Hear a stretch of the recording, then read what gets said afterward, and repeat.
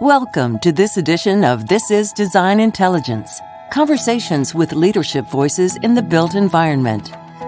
This edition is sponsored by the Tricord Group, leading successful relationship constructs for over 25 years, and Vim, helping the architecture and design disciplines design, deliver, and operate better buildings for a better world. Greetings, I'm Dave Gilmore, and this is Design Intelligence. Joining me in the studio today is an esteemed panel of technology leaders within the architecture industry. We have Shane Berger from Woods Bagot. We have Roberta Kowalishin from Dialog Design. We have Holly St. Clair from Sasaki. And we have Nick Cameron from Perkins and Will. Thank you all for joining me in the studio today. It's great to have you here. All four of you are doing wonderful work. You're representing amazing organizations, but most importantly, we're depending on you across this industry for your leadership, your insights, your inspiration as well. You have tough jobs in this space. You know, when we look at so much that's out there, we talk about trends that we're seeing with architects using technology. It's that capability of the tools far outstrips what we're actually getting out of them. It's not that individuals in the field aren't smart and creative and really tech savvy. It just seems to be that groups fail to use all the human capacity or the tech firepower, if we could put it that way, they have at their disposal. And so it seems that simply hiring smarter or buying or building more technology isn't what's really making the difference. Do you agree with that assessment, and what do you think needs to change in the firms or among the firms so that we get the most out of our technology and our human capabilities and capacities? Let me begin with you, Shane. Any thoughts around some of these thoughts that I've just offered? Yeah, I think one of my concerns that I see within any practice in architecture is a general level of complacency or a feeling that someone else in the firm is the one who should be in charge of innovation or change. You know, with my focus on technology, there's a feeling that there's the technology people and they're the ones that are going to do that. And sometimes also this lack of recognition that the change that's going on in our industry has moved from an episodic sort of thing that comes every few years to one of continuous change. And firms have not really positioned themselves to take advantage of that, to learn the new technologies that have been provided to them out there. They're not keeping pace with the sorts of things that are being presented to them, but also not taking the initiative within themselves to really dig in, to have skin in the game with that change, to make a determination to help influence where the industries are going in terms of technology, in terms of delivery, in terms of client interaction. I think we've sat back too often in a passive position and said, well, I'll wait till the next version of whatever BIM tool comes out there for me to make a change at that point, rather than actively engage in saying, this is what we think needs to happen in the industry. And we're either going to develop our own prototypes and build it ourselves, or we're going to try to influence our peers or those who are kind of software vendors or those who are making those changes to do the things that we're interested in. It's this lack of interest of continuous development, of learning and development, and just thinking that it's other people's jobs to do it and that, you know, I don't need to do it myself. And I think this is one of the big things I'm trying to change within my practice, and I hope to see in more and more practices out there, is that level of change and interest in innovation, interest of embedding technology has to be pervasive in every position of the company. And we all have to be looking out for what's coming next, but also actively involved in determining what's coming next. Great response. Roberta, I'm guessing that you are in a similar vein of thought as Shane around some of this. Some comments to add on to that? Yeah, I will, first start by saying I'm in company of some industry expertise that many of you know I don't have. I'm 3 years into this industry, so sometimes that's a benefit and sometimes it's a curse. A lot of my comments will be from someone who's spent years in media, financial services, network services, cybersecurity, and now I'm 3 years into a very different world. So outside in perspective, I take it for what it's worth. But it's been very interesting joining this industry, which is, in many cases motivated by artistry, the greater good of community well-being, which is our firm, and types of goals that have not been that common in some of the other places I've worked. And artists and that sort of sensibility of what we're building and how it's making the world a better place, I think, which we all see many, many times, doesn't sometimes have the same kind of sensibility that you would find in a high-tech company, which is, I need to learn the next thing, I need to get it moving and in production quickly, and I need to get value from it quickly. And so I think there's sort of a fundamental culture difference in sort of how we see technology versus how an artisan sort of puts their work together. And, and I'll use that term artisan because the only thing I can compare it to in 3 years, because I have a strong long-term interest, used to sew when I was younger, in fashion, is that, the industry shifted from couture, handmade, beautiful, garments years ago, to sewing machines and building things that were more mass production. And we're sort of in a bit of that today with our industry. And it's a real mind shift to go from hand crafting something to say, well, I'm going to use some components, some modules, some materials, some products, some routines that someone else has already put in place for me. And I think that, as well as sort of the artistry, is kind of this mind shift, which has been really interesting as I kind of knew and joined this industry. So that's kind of my take on it. We see the same thing as Shane. For sure, we have some programs that try to draw our larger population beyond technology into what we're doing. But in the end, Shane's absolutely right. It sort of lands back with, hey, tech's got this covered for us, It happens, doesn't it? It seems I've been watching that across the firms. As soon as we say, and just in the last couple of years, I've seen firms in a different context appointing a chief EDI officer, equity, diversity, inclusion officer or director. And suddenly the human nature goes, phew, somebody else is going to deal with that. And EDI, by nature, is something that you make a choice every single day when you wake up as a human being. It's not something to outsource, right? But more often than not, we're seeing that kind of dynamic. You see it with chief innovation officers. Oh, good, those suckers over there, they're going to go innovate, and they'll tell us if something comes out. As opposed to what Shane was saying, innovation is a matter of being an architect at the end of the day. And so it is with technology. Holly, you came from a different context. You were working in government. You were doing some unbelievable things with data that was making it available and accessible across a broad range of stakeholders. You came into Sasaki, and it's been kind of a baptism by fire over the last couple of years. Tell us what's been going on with you and about this idea of technology adoption among the folks at Sasaki.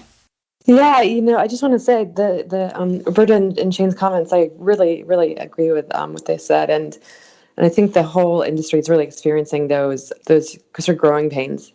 And, I think all of our firms really experienced growing pains this year. Whether we were ready or not for remote work, even if you thought you were ready and you had your technology all in place, sometimes our workplace culture was not. And I do think, often we talk about technology, we often forget that the most powerful piece around technology are the human beings and the workflow and the process and the culture.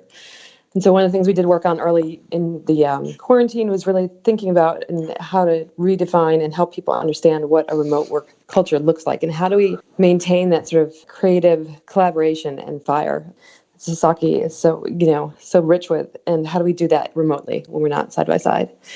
So we've been working on moving everything to the cloud, and as well as we've been looking at how to really improve, in particular, the way that we do illustration, sketching, and drawing together collaboratively, but not in the same place.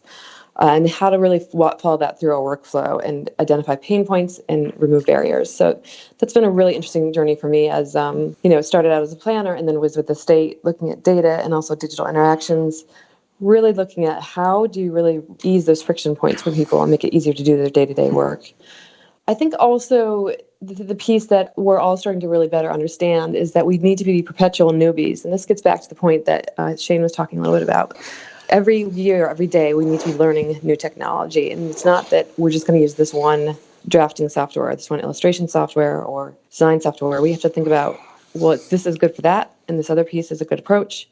And how am I building my skills towards the next shift? I think what's a challenge for us as IT leaders is how and when do we invest our resources, both our human power as well as our financial power, to invest in where. And one of the things that some of the questions I've been posing is really about where do we want our creativity as architects, designers, and planners to go? Do do we really need to rethink the way that we write Word documents or, our basic productivity suite? Or do we really want to focus on how are we engaging communities when we're planning a neighborhood, and what's that interactivity look like in a remote work environment, or different dashboards for planning space to help people really understand what the new future of their office space will look like and what if scenarios.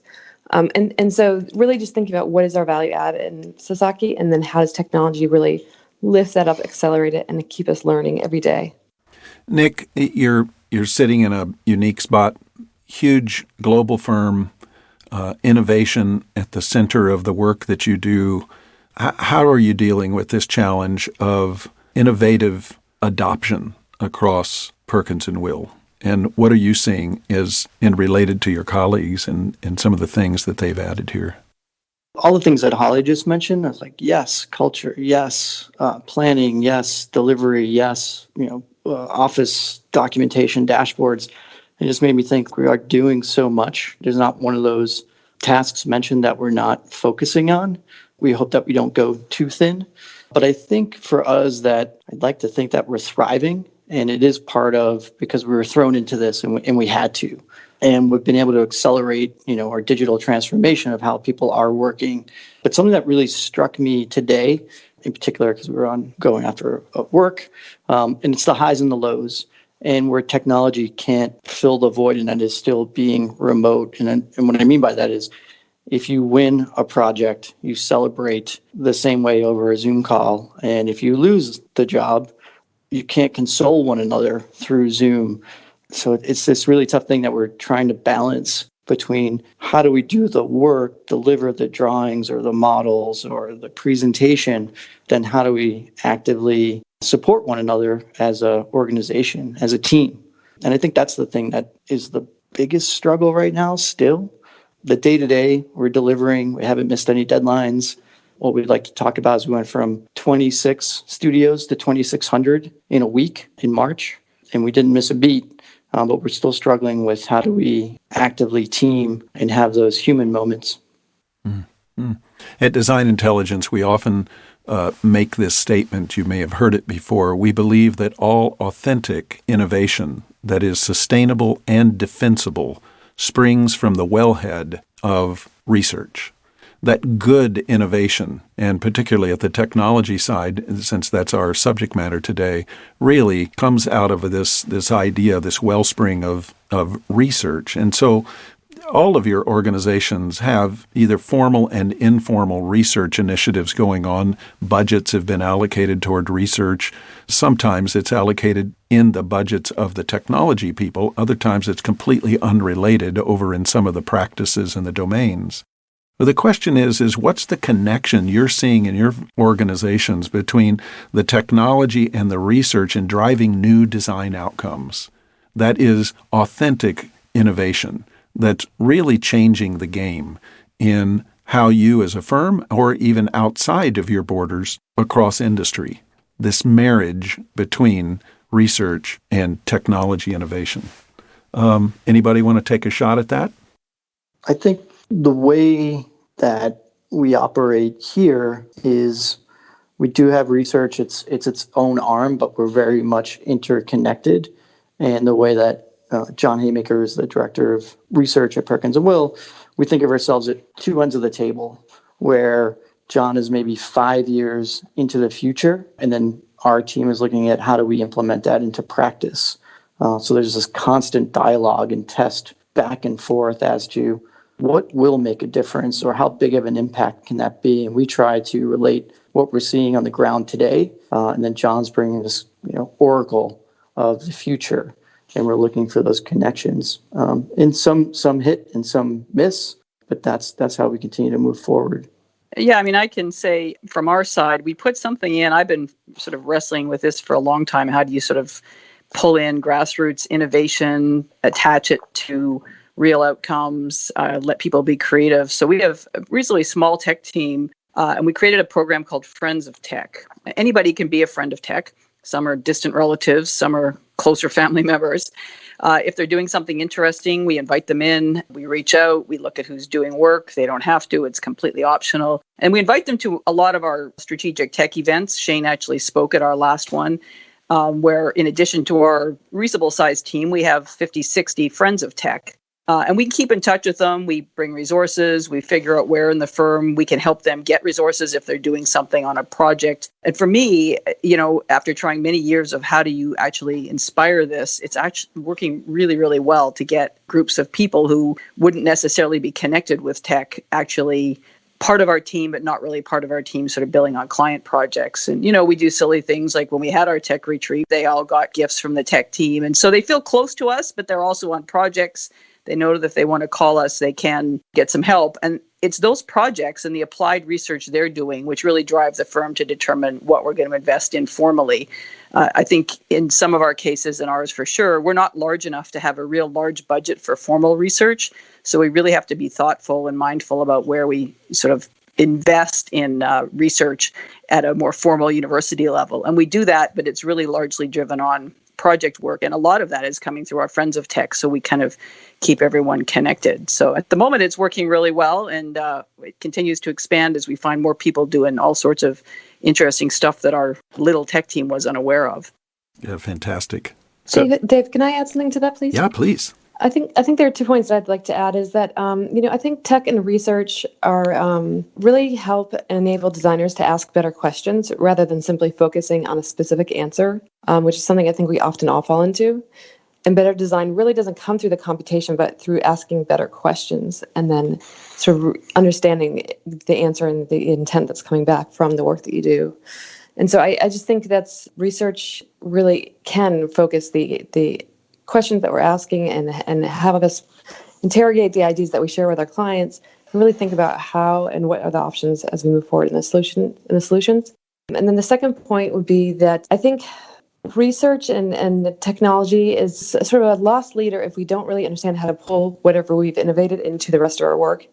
So one of the things that I'm working on at Sasaki, because we have a great team, a strategies team, a really great group of data scientists and computer programmers, is we're talking about what is our innovation pipeline so that we all have a shared framework for how does innovation happen at Sasaki?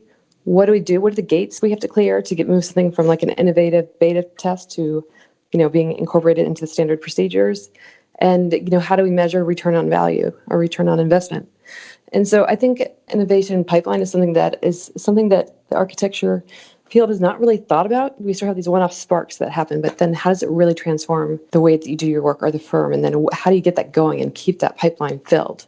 I think we need to get really good at that. I couldn't agree with you more. I see this regularly, what you call these sparks of innovation, but not a consistent pipeline, not a discipline toward innovation, though I see it a lot within the engineering ranks. They're very ordered, very structured in their application of innovation, almost like a factory of whether they're leaps or whether they're incremental adjustments. They're constantly innovating in their processes, and I'm hoping that we'll adopt some of that. You make an interesting point. I would say that in some of the engineering practices, there are different types of problems that they're trying to solve. The sort of solution space that they're working within can be better defined, or often can be better defined. It's not always the case, but the solution space they're working in has relatively defined edges and kind of a clear definition of what success looks like. I think a lot in architectural practice as having a kind of an experiential sort of art dimension of it can be quite difficult in there. So I think that's where sometimes we run into some nervousness of referring to the work in an architectural practice as research, especially research with a capital R. I often get a bit skeptical of, say, architectural or specifically project-based research, because it's research that's put out there but is much more grounded in novelty rather than necessarily in making a systemic change within a practice. And that's really where I get a lot more interested, is looking beyond what an individual project can do and how can that scale, how can that be spread across multiple projects in our company. And I think specifically each of our practices also always want to consider how does that research have to do with our vision. It's specifically with Woods Bagot, our focus is around this term we refer to as people architecture, has a lot to do with user experience in space. So how is our research guiding us in that particular direction? I think back to what Holly mentioned before, this idea about asking better questions. I think this is absolutely perfect, because I always keep thinking about how innovation thrives through connectivity. It's not done through a separate team whose job it is to go off and do that. And I'm, you can't see me here in my studio right now, but I'm raising my hand as someone who actually has the word innovation in their title. It's not my job. My job is actually to connect people, to hear what's going on in various projects or studios or amongst different groups, and do what I can across all these different disciplines and ideas and perspectives and connect people up as much as possible. Because through that exposure, that diversity of people that we have, that's where you start asking better questions, and you can start leading towards what Holly was talking about with an innovation pipeline, something that's continuous. The last thing I want to say is that I'm not saying that innovation can't happen within a core group and that there isn't some benefit of having a focus group. I think that's actually quite important. It's just a different version. It's an applied research. And that core group, their job is to serve as a force multiplier. We've got project teams that are running blazing fast. They have ideas. They sometimes need support from teams that can run at a different pace or a different cadence to get things done. Or when they're off, the projects are having to do other things, those separate groups can keep doing that research, keep developing those tools, those new workflows and processes. I'm thinking kind of specifically, my reference point for this is, looking back to what Ed Catmull talked about in his book, Creativity, Inc. There's this whole kind of conversation about how the artists themselves working at Disney and Pixar were very much interested in applied technologies, and they would develop prototypes and ideas, but you had to have this group go to the side that wasn't necessarily on that same deadline to develop some of those core pieces and provide that back to the company. So there's a constant relationship between those core research groups and the project teams. They need to communicate as much as possible. The very last thing I want to say is, and this is a bit of challenge and maybe goes a bit to your first question about adoption and innovation and how we're not really moving at the rate of other industries. We're not very good at sharing our research. We like to hold everything back as if it is, this is our value proposition. This is our special value that our individual firm provides to particular clients. And I think it's actually to our detriment in many areas. I think specifically about topics around global impact and sustainability. There's been some firms out there, some on this call right now, that have been great about sharing their research. But I don't think we're quite as good as quite a lot of other industries at doing that same work. Again, to reference the work at Pixar and them, a lot of them, different companies were working with each other, sharing their research paper, sharing technologies, open sourcing different platforms, and it helped the whole industry move that way. And I really think our industry and all the kind of adjacent industries, specifically around software and everyone else, really needs to get better about topics of sharing, interoperability, about research transparency. Boy, you are singing my song, I tell you. And quite frankly, most of what is called research ends up as marketing communications fodder and is not driving systemic, as you used the term, Shane, systemic change and innovation within organizations. So our call at DI is going to be toward this new level of dropping this false sense of competitive intelligence that we have the secret sauce with our finding, and realizing that by the open sharing of our research, extraordinary things will happen and everyone wins when we reposture ourselves in a different way. So boy, thanks for tripping my trigger there. You really did it. It's a big thing. Anyone want to add into that? Yeah, Dave, I'll sort of make a comment. Your sort of conclusion there where everyone wins. What you're describing is sort of how Shopify would describe their commerce platform, where every small, commercial enterprise on Shopify wins and Shopify wins. And I will say that there's a parallel to be made in our industry, related to sort of the sharing of our knowledge. I can say that our team, I have several sort of sub-teams that want to share what we're doing. And for us to build a platform to share it on is really not in the main sort of work of what we do. And there's not a lot of sort of methods for us to share, especially the technology work, without necessarily, say, going through some of these, I'm going to say, industry giants. And I think you guys know who I'm talking about. It's just the nature of our business, which we have a single large monopoly software company, which in some cases isn't necessarily helping us share the little pieces of innovation. It sort of gets sucked into a big platform, and then, each of us is using that in different ways.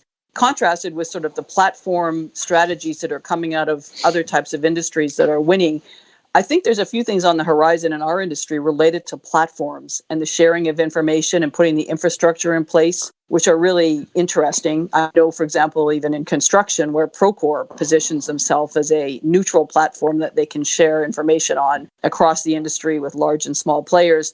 I'm hopeful and wishing that we would see a little bit more of that so that the sharing and the infrastructure needed to share was a little bit more available. I'm talking technology specifically, not ideas, which is another question. But I think this whole concept of platforms and how industries mature around platforms, financial industries, the ad platforms I used in media, and we don't really have a design platform that's open where everyone wins. And so I think maybe there's something to think about there.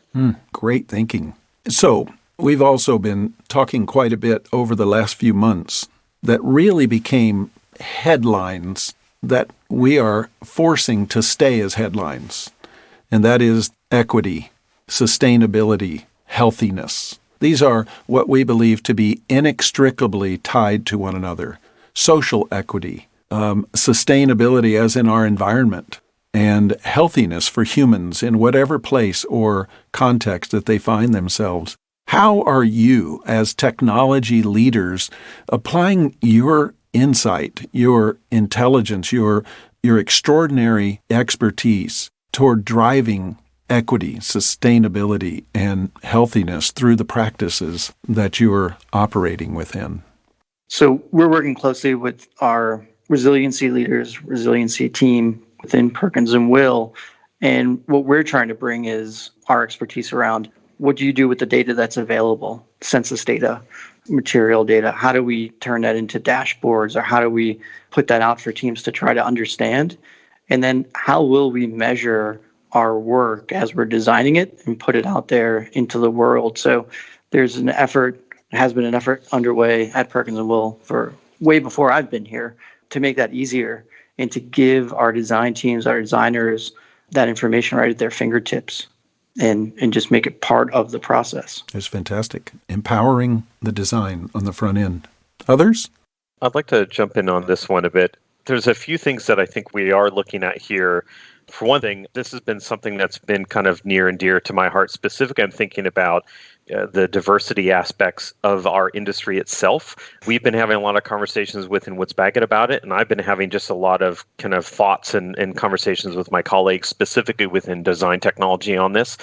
Speaking as a white male, I am the most common kind of look of what our industry has out there. So there's been a lot of conversations within our practice in terms of how we're hiring people and how we're bringing people in, but also trying to support all the way back towards, thinking about high school students and their kind of interest of getting into architecture. Because we can have a lot of conversations around things like social equity, sustainability, healthiness, and that sort of space. But if it's the same group of people having the conversations of having it for the last few decades, I'm not as confident as much change could possibly happen than when we bring in a more diversity in the views and the people who are part of those conversations. So one thing is I think we need to change our industry itself so we have more people and a diverse group of people in those conversations.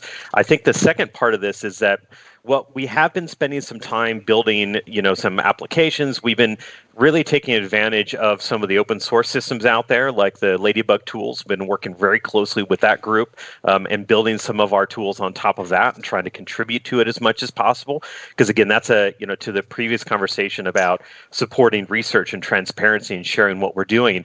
Opportunities to help out open source initiatives and groups that are trying to do this very publicly. We should all be doing that as much as possible. But we've been building some of our analysis tools on top of things like Ladybug and trying to build them into Rhino and Revit and to make it as present as part of almost an informed or augmented design environment as possible. So this idea of a feedback loop about building performance, about social or spatial performance, the experience of people in space is as immediate and quick as possible. Things like analysis aren't a separate step that happens on the side, but is instead a constantly informing thing as part of your design process. In the same way that you're used to looking at the visuals in a 3D model and pulling up something in VR and Enscape. But I think the other part of this is that you can do all that, but it may still not drive actual change in your practice. So we've been going through and looking at every phase of our work, from the initial project inception and the conversations that we're having with our clients and consultants to set our aspirations about what sort of impact this project is going to make to be, as climate positive and as kind of human positive as possible here, all the way into how that integrates into our design reviews and what kind of information is provided in a design review so we can actually evaluate how we're performing. And then further into how it manifests in construction, and then also into what do we learn from our exemplars? How do we take that knowledge learned from that project and make sure that it makes its way back into the rest of the practice and is available as information, and again, as publicly as possible to people. So we've been in the process of developing a system to actually track that and to kind of walk people along that journey where it's not just a matter of checkboxes, but it's a series of prompts and a series of engagements where we are having this topic around global impact permeate every aspect of our design process. It's not, again, treated like a separate task that someone else is supposed to do or something that only shows up every once in a while, but instead is threaded through the fabric of our traditional services and the work that we do within our studios. Oh, it's powerful, and inviting that diversity of opinion and insight into that work stream, right? So that you do get more than the male pale stale perspective. Yes. Yeah. Yes. Yeah. David, can I just add a few points? Yeah, please, Holly. So there's a lot of similarities between some of the efforts that we're doing and others, but just a few things. One is in terms of the piece that I do have the most control over, which is IT hiring, really starting to look at building the relationship with different organizations who can help diversify our workforce. And so we've been starting conversations with a group called Resilient Coders, which is a group here in Boston, and they work with folks who have non-traditional backgrounds and teach them how to code and do work that would really help us and as we're developing our different applications. Sort of another avenue that people were just talking about was the looking at sort of dashboards and indicators on all of our projects around sustainability. We have Tamar Warburg is really great in leading that work for us. Really looking at our sustainability, not just in terms of the classic environmental indicators, but also thinking about sustainability in terms of community sustainability, some of the indicators that get more towards equity. And then finally, through the Sasaki Foundation, where we have some great work around mobility and the Mobility Innovator tool that we've put together. Wendell Joseph is leading some great planning work with two of our communities here in Metro Boston to really help them understand, the 15-minute community and what does it take to have a whole and healthy community and how to help people plan for that. So those are just some of the examples of the way that Sasaki is looking at equity. So I think, when we think about the sustainability or the resiliency of what we're building, it goes back to some of your earlier questions and what Shane had brought up around sharing. And if you take the concept of how do we measure CO2 as we're designing, that's an app that we should all work on together to develop as a whole for the industry. It's something that we all need. We're probably all developing something in one form or another with some partners or another, like the E3 tool, or buying these things like Tally. And that's a place where it's one cause that we could all work together on, I feel, and get something out there. And not just for the big firms, but for all the firms, the small firms, and everyone else. It's honestly, it's not a competitive advantage. And people think, if I do it myself, I've got this edge, and it's just not. We lovingly call those kind of, the baseline apps, the hubcap apps, because we kind of all need them, but we don't think they're a competitive advantage. Wouldn't that be something if we could all agree to that? Quick story. A few years ago, a dear friend of mine who is a wood craftsman gave me a present. He went into my basement for a week and built a wall of a wine cabinet for me. It's unbelievable, right?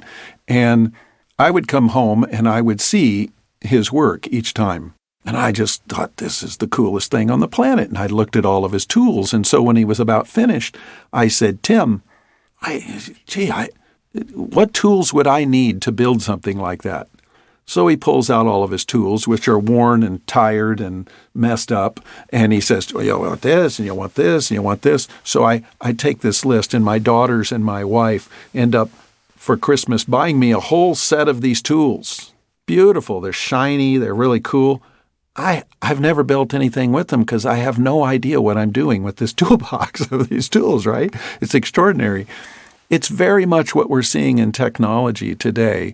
We're seeing people with their own little boxes of tools that really don't know how to leverage them appropriately so that there can be a larger impact.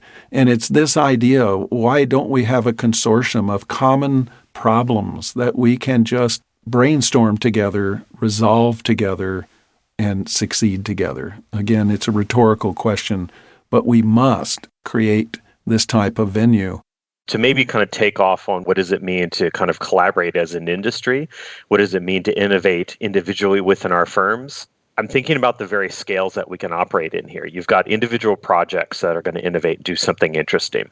You've got to think about how what is learned from that project, the knowledge gained through that, the tools developed, the processes that are explored, can then expand across a particular practice, become something systemic. And ideally, they don't become overgeneralized, that they lose that edge or they lose that intensity that you'd be looking for. But then even beyond that, you've got to think about, well, how does that then extend further out in the industry itself, such that the work that individual studio does or individual project does can scale to a studio or a company and can scale all the way to the industry itself. And what I'm finding really exciting is something that I got a taste of this at least 15, 16 years ago when I first started getting involved in topics around design computation. Computation being this kind of overall ethos or kind of conceptual approach that says you don't necessarily accept the tools and the design environments that are handed to you, but you augment and you adapt and you extend and you build your own. You design your own design space, your exploration space. What I appreciate is now we've got a whole industry building up out of this idea.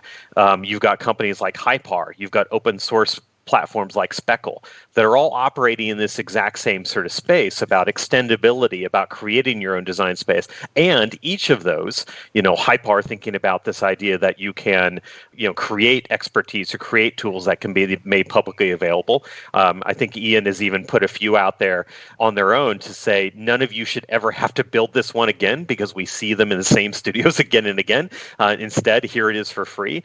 Go innovate on something that can make a real impact then. And then you've got Speckle as an open source initiative that wants active contribution. We spent some time contributing to that as well.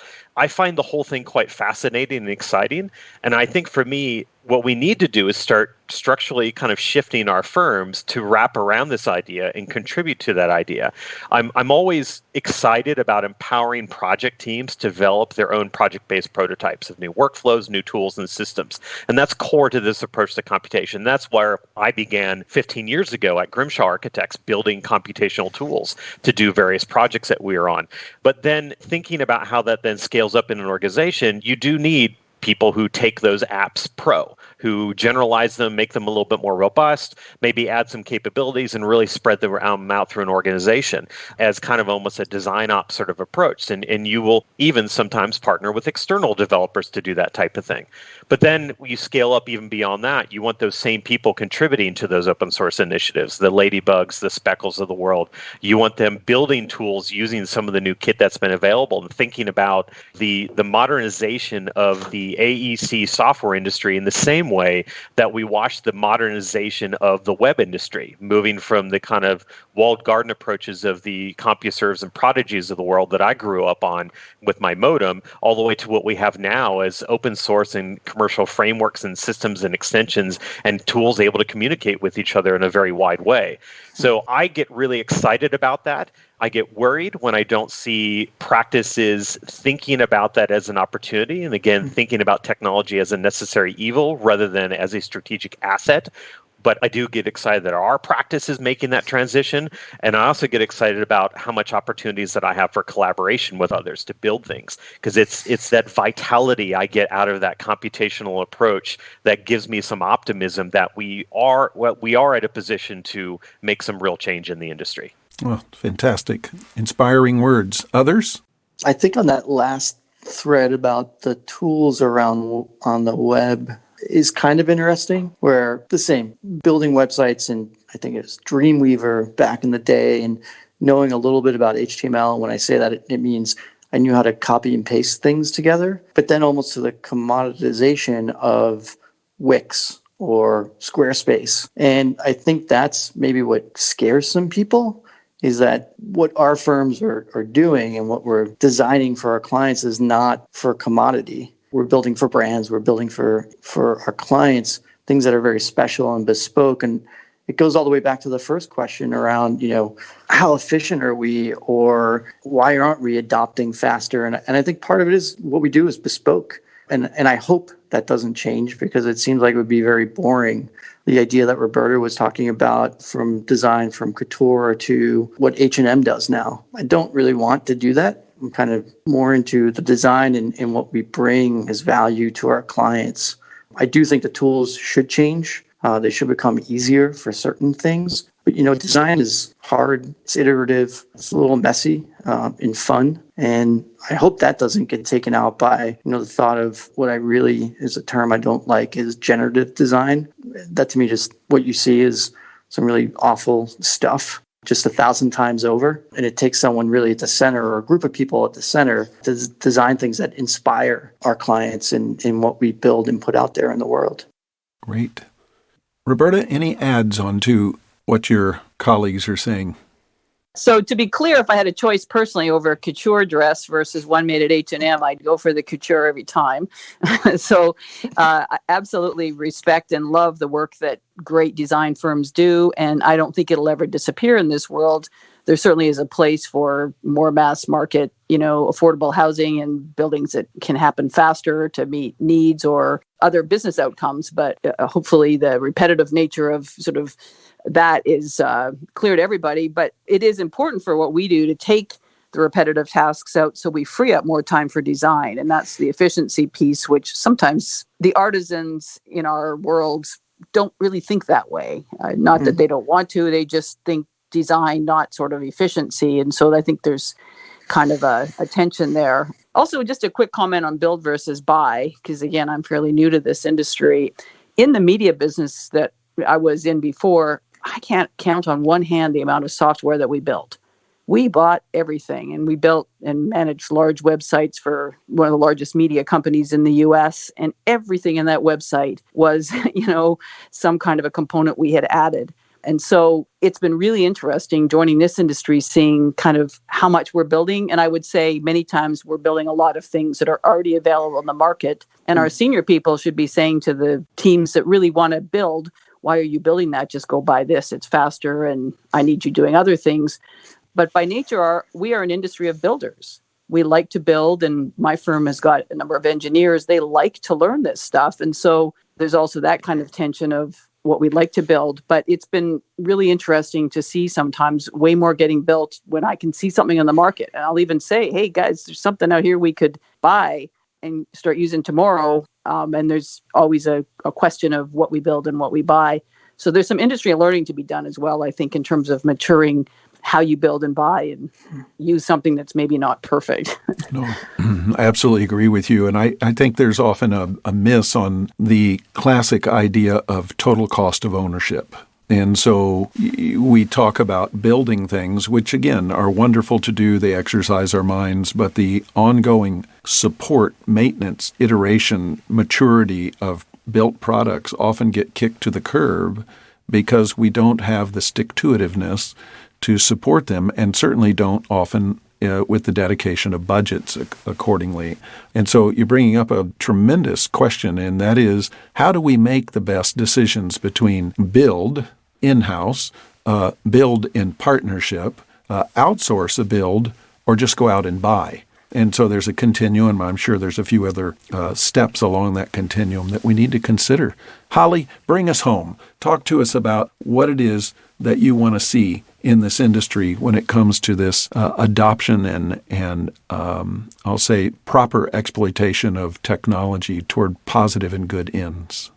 Yeah, I think we're ending in a really great spot in terms of such a salient conversation for everybody who's looking at investing in tech and architecture and in architecture firms. And, I think this gets back to the concept that we've all been sort of batting around in different ways, that I think we don't have a shared framework between the technology folks and the innovative programmers and then the designers and the artistic souls that they have.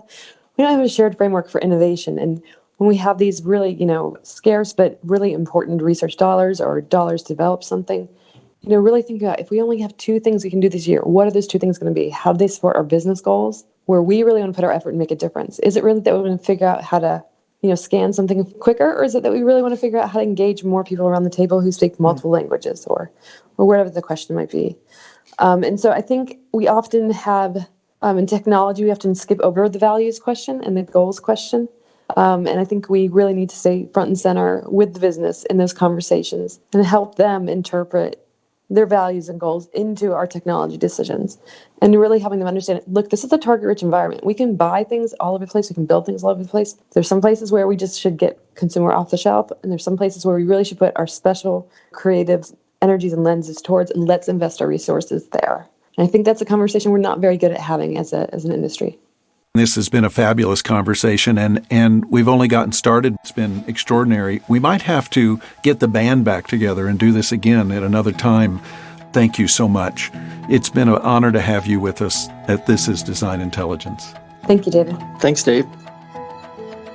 Thank you for joining us for this week's edition of This Is Design Intelligence, sponsored by the Tricord Group and Vim. The producer for This Is Design Intelligence is Laura Spells. Sound engineering by Jared Knabel. This has been a DI Media Group production.